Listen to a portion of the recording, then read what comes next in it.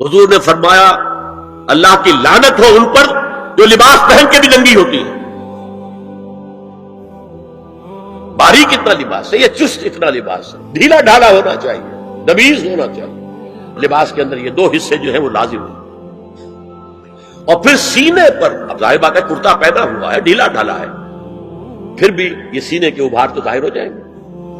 ان پر ایک اضافی اوڑھنی سر پر سے لے کر اور اپنے اس گریبان کے اوپر بکل مار لینا، تاکہ یہ جو نسوانی حسن کا دوسرا مظہر ہے، پہلا چہرہ سب سے بڑا چہرہ. اب جو لوگ کہتے چہرے کا پردہ نہیں ہے تو خدا کے بندو پھر پردے کی ضرورت کیا ہے؟ نسوانی حسن اگر اس میں اٹریکشن ہے وہ کہاں ہوتا ہے سب سے بڑھ کر؟ مظہر اول کون سا ہے؟ نسوانی حسن کا چہرہ ہی تو ہے. یہ تعریفیں جو شاعری میں ہوتی ہیں یہ کہاں ہوتا ہے؟ یہ مژگاں کے تیر یہ کہاں ہوتے ہیں؟ یہ نرگسی آنکھیں یہ کہاں ہوتی ہیں؟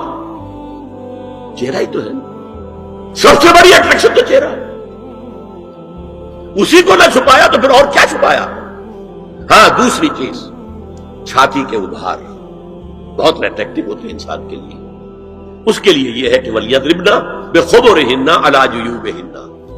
کرتا بھی دبیز کپڑے کا ہو، کرتا جو ہے ڈھیلا ڈھالا بھی ہو، شلوار اور دبیز تر کپڑے کی ہو، ڈھیلی ڈھالی ہو، اور اوڑھنی کا بکل جو ہے اپنے سینے پر مار لیا جائے.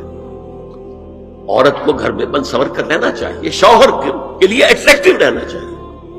خاص طور پر شوہر جب آنے والا ہے شام کو دفتر سے، اس وقت عورت جو ہے بند سور کر رہے ہیں. اس لیے کہ اصل مقصد کیا ہے؟